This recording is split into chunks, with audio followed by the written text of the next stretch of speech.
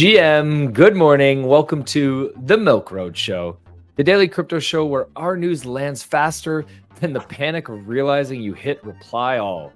I'm your host, Jay Hamilton, and today we are joined by crypto investor and macro expert Lark Davis. Today, we are going to discuss Bitcoin ETF inflows, having a big week last week, over $2 billion. Its third biggest week ever. What happened there? We're going to look at Bitcoin and Ethereum price charts. What signals are we watching and what can we expect coming up? And the markets are shifting. Gold, all-time high last week. S&P 500, all-time high last week.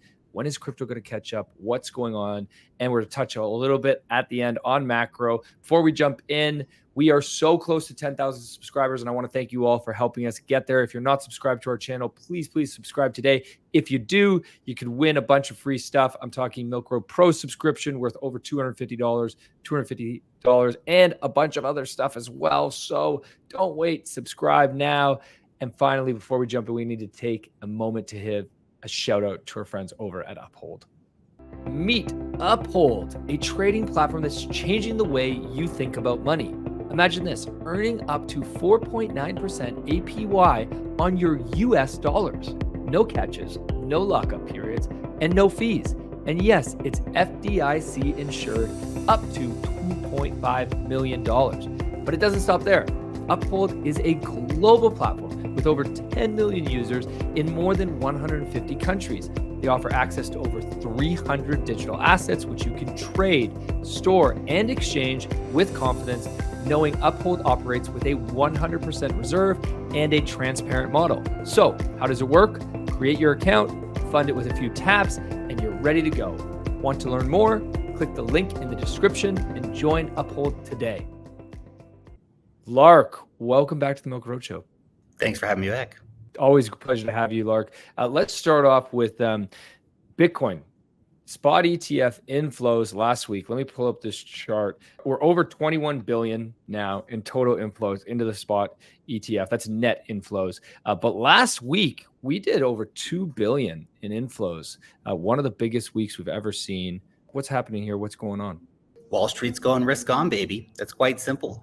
They're looking at it. They're seeing what's happening. They're understanding the money flows, all the stuff we've been talking about here, the M2 money supply, the liquidity index going up, central banks easing, interest rate cuts, all this kind of stuff. Wall Street's looking at it going, okay, great. S&P 500's getting pretty gosh darn high. And there's obviously still fuel left in the tank there. But where can we get bigger beta? Bitcoin. Right? So $2 billion flooded into Bitcoin last week through Wall Street ETFs.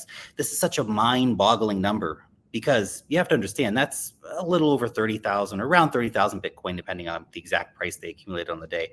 So that's around, let's just, round up here, but that's about 10 times what Bitcoin miners produced last week. Just the Bitcoin ETFs. Massive demand coming in here for Bitcoin from Wall Street. Wall Street's looking at it and they're looking and seeing Bitcoin's going to go up in the not so distant future. Everything's aligning from seasonality and all the rest of it, that Wall Street is willing to literally gamble billions right now on Bitcoin on the assumption that it's going to go much higher in the next 3 to 6 to 12 months.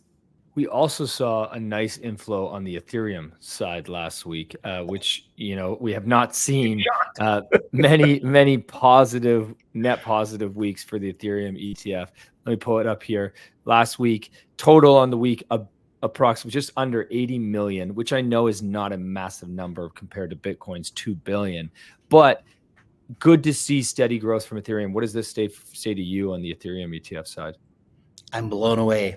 I'm shocked. Wall Street woke up and said, maybe there's a reason to buy Ethereum. No, look, I've actually been pretty surprised by the absolute lack of interest from Wall Street in Ethereum products. They've almost not shown up at all. Now, you might argue that, well, Wall Street's not dumb. Why would they come in and buy when we're in an obvious downtrend and things are not cooking in the market? Why not just wait, which is largely what they have done. We've seen some very small trickles, but most of the money we've seen in Ethereum ETFs up to this point has simply been money leaving Grayscale Ethereum for other ETF products, leaving from Grayscale, going to BlackRock, leaving from Grayscale, going to Fidelity, et cetera. Now, though, last week was very, very interesting because it's the first time that they've actually just bought Ethereum. And that's very interesting. Now, how much will they buy? I mean, they bought 1/20th or less than 1/25th of what they bought of Bitcoin last week. So that's worth keeping in perspective. But the fact that they are starting to buy means slowly but surely Wall Street's looking at it and they're starting to take the bait, saying, you know, at some point, this Ethereum thing's probably going to start moving and there might be a play here. And look, the charts are definitely lagging behind Bitcoin right now. But lagging behind does not mean that it's never going to catch up. It's just that it's not going to catch up quite as quickly. Yeah, speaking about the charts, let's take a look at Bitcoin price action recently. And Lark, would love to hear what you're noticing in terms of trend lines and what signals you think might move us in either direction moving forward.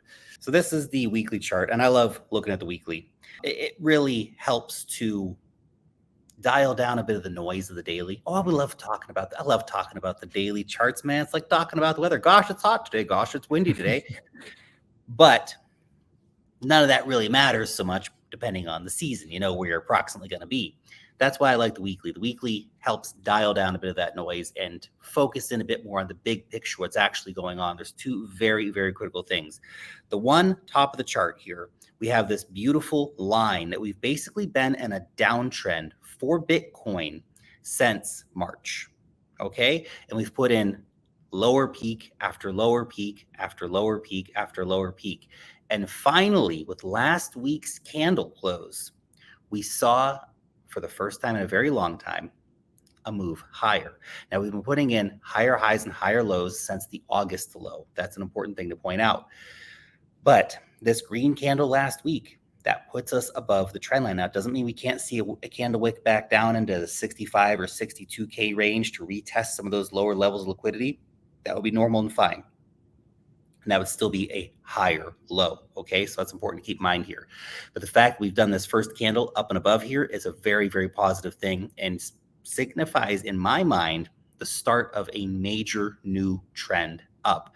And the second thing that's getting me very excited about the charts right now is the MACD. So we've had a bull crossover on the MACD. Now, look, guys, these are just indicators. We could still see markets puke their guts out and this slowly grind back down to a bear cross and it be a fake out, right? So markets are not these indicators are not crystal balls for the market, okay? But generally, when we see this kind of thing happen, it can be a very, very strong indicator. So I just want to give that caveat, but I'm very excited and very bullish about this because here's the thing. Generally, when you have such a long rundown like we've had here, right? So the bear cross came back in, I think, April. Mm-hmm. So that bear cross has been in effect for a very long time. When you have this beautiful long trend down where it finally flips over at the bottom, that tends to be a very strong signal. Okay, so the last time we had one of these signals, by the way, was October of 2023. Bitcoin was around $29,000 or something at the time. And then it ran up within the next 6 months to $74,000. Okay, 73,900, but you know, close enough to 74,000. We're just rounding up here, guys. Mm-hmm. We're playing it fast and loose. Okay, so that was a massive gain. Now, I'm not saying that that's definitive. We're going to have that same number percentage again. That's not how it works. All right, what it's showing is that we're in the start of a new uptrend. The good news for you listening right now, we're at the start of the uptrend. So if we see similar-ish kind of price action here, okay, this could be the move that takes Bitcoin from around mid 60K-ish right now up to anywhere between 150 and 200K by April or March of next year, which sounds crazy right now. People go, oh, it's never going to 100K. Oh, it's certainly never going up to any of those numbers, Lark. You're, getting too high in your own supply here, buddy. But I don't think so. If you look at a lot of the major chart analysts, a lot of the major predictions, a lot of it's lining up in those levels. And you're going to say, well, that's the consensus trade. No, that's not consensus. There's not enough people around making those kind of calls for it to be consensus. Mm-hmm. It's still contrarian to think that Bitcoin's going to go that high. Most of Main Street has written Bitcoin off, as they always do when the price goes down. And they're going to write Bitcoin back on when Bitcoin hits 100K and the media starts going crazy about it. Then everyone's going to come and ape in and buy your bags. That's how it works every time.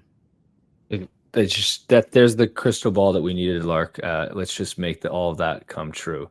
And that sounds fantastic. Let's go over to the Ethereum price chart. Ethereum has been struggling. It's been a long year for Ethereum.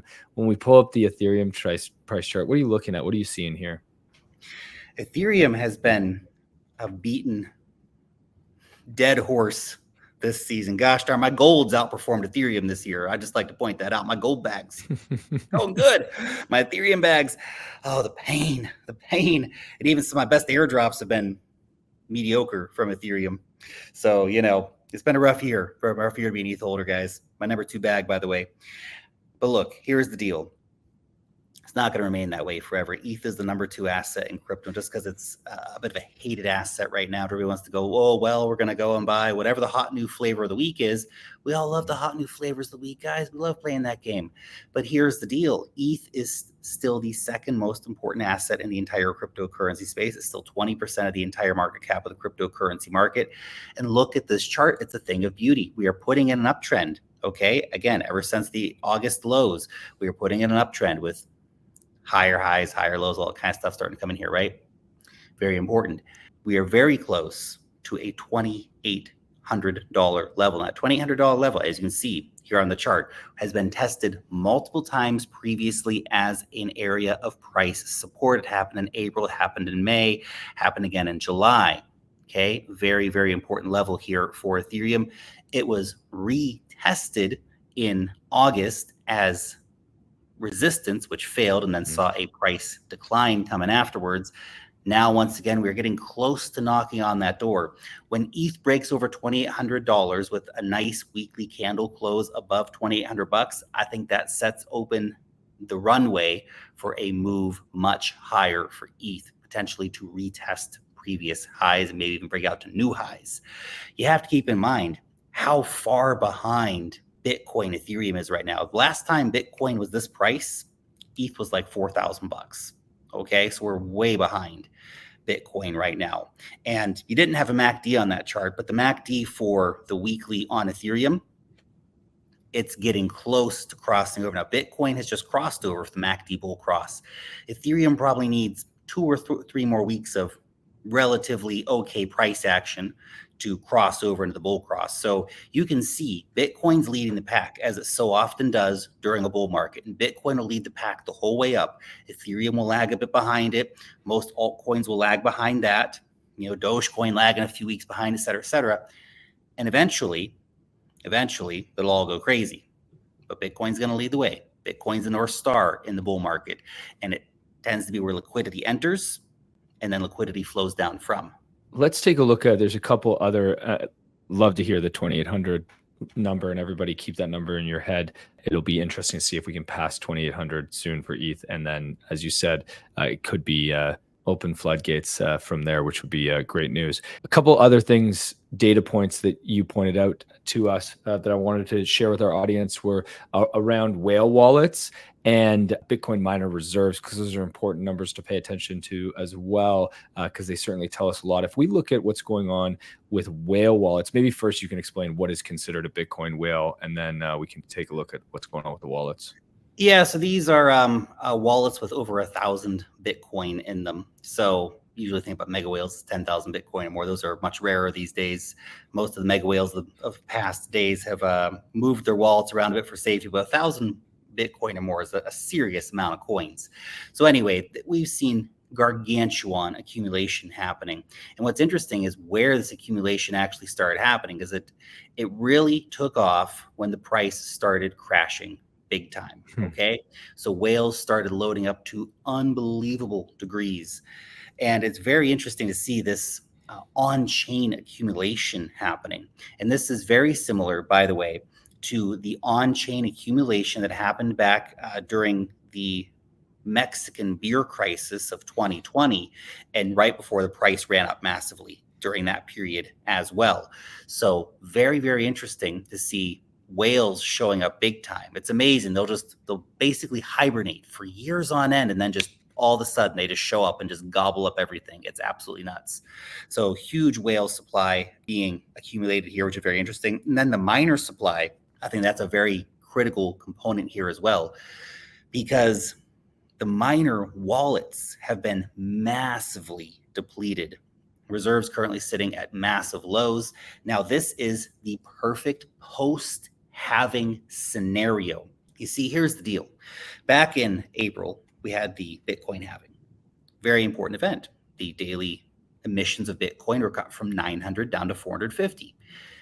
That is a very critical event, but as I said very clearly at the time, it doesn't have an overnight impact. You have to wait like 6 months before things really start happening. Well, guess what, guys? Knock, knock. We're 6 months down the road here. And guess what? Miners don't have enough supply to be able to affect the market dramatically anymore, right? They're not hoarding supply currently. They're mining and selling. They're mining and selling. Mining's always been a cash business. They'll hoard sometimes when they think the price is too low or when they expect a big move in the market. But when the markets are good, they mine and dump, because that's what it is. It's a cash business for them, right? And so what are we seeing right now? Miner supplies are at massive lows. So that means there's less Bitcoin to be dumped in the markets. And we just covered, right? Bitcoin ETFs bought 10x what miners made last week. Whale accumulations going crazy. And that's just two sources.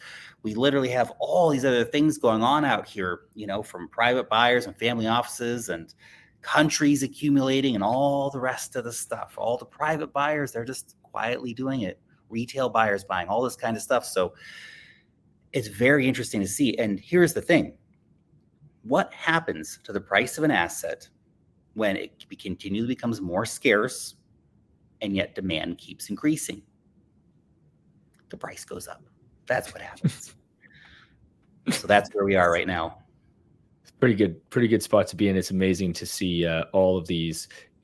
Everything's lining up and everything is looking good, and we're all just waiting for the price to catch up. But one area where the price is already way ahead, which is interesting to see, is the around gold and the S&P 500, which tend to be indicators for what's happening in the rest of the markets. What are you seeing if we step outside of crypto? What are you seeing in the markets in general, gold, S&P 500? And what does that say to you about where we are within the crypto market specifically?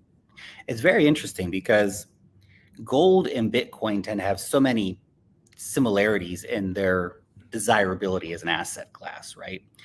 Right now, gold has been just raging and Bitcoin hasn't quite caught up. I mean, Bitcoin tends to be more of a risk asset compared to gold. Gold is, boomer metals, and we all like boomer metals and they're great, but it's very much a conservative play. But they share a lot of the same great qualities. So there's an overlap of the investor interest here.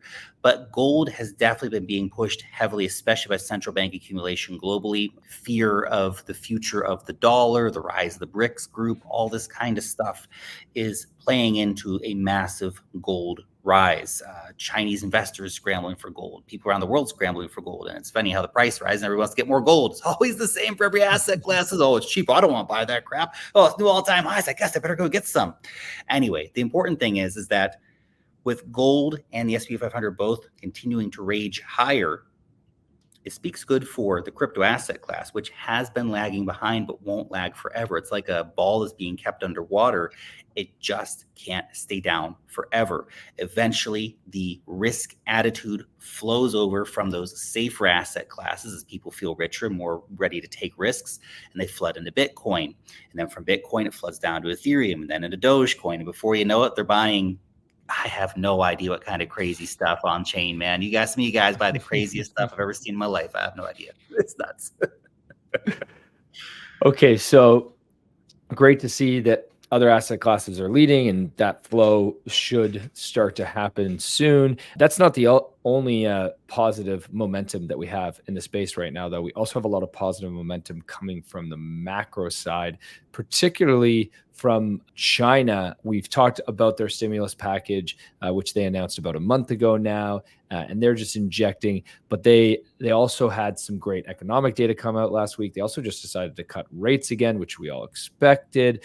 What are you seeing from, let's talk specifically about China and then maybe more broadly other countries and other macro indicators that you're watching right now? It's basically all happening right now. And that's the very exciting thing to see, is that everything was not happening or happening in the wrong direction for basically 2 years straight. And now it's all happening in the positive direction, and it could happen for quite a while.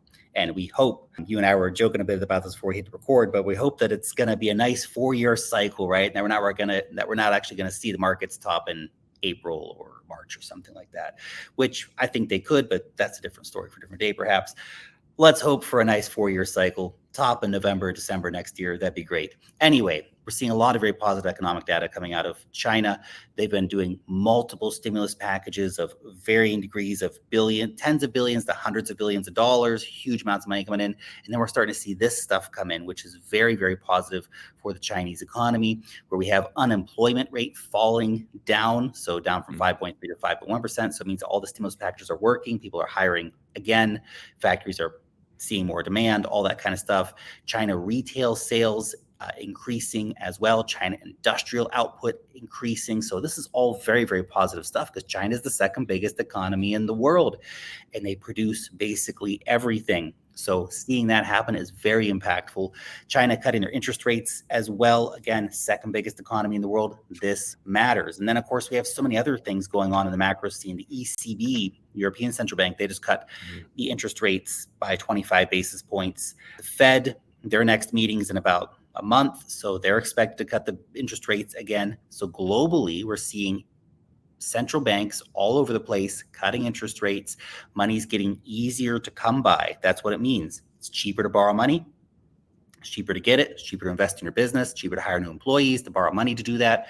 And businesses are going to like it. This could start off a new major business cycle, right? So this is all lining up to be a pretty good situation on the macro right now. As long as there's not some black swan event or nobody, blows the world up, we're looking pretty okay here. It's blow the world up. Okay, let's just not do that. I'm not capable of that, thankfully. And let's hope those that have that finger on that trigger don't pull it and don't pull it anytime soon, if ever. You never know who's listening to your podcast, man. On the whole, things are looking good. I think the question on everybody's mind is just when. Right. We're all just waiting. And the truth is nobody knows when this stuff happens.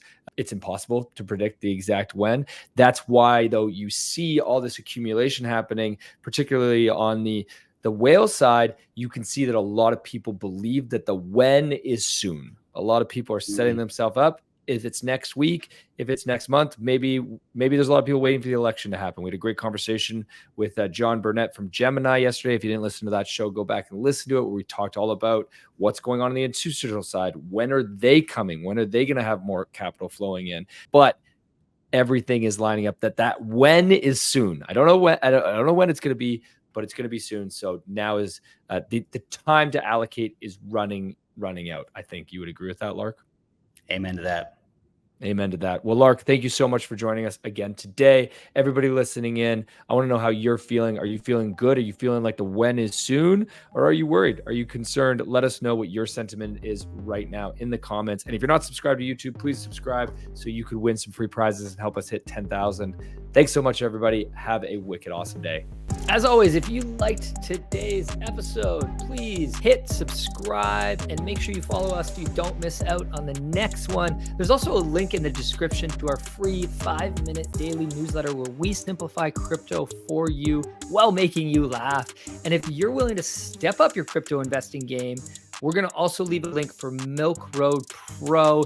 You get access to our portfolio where you can see exactly what we are buying. This is your #1 resource to help you invest successfully in crypto. One final note.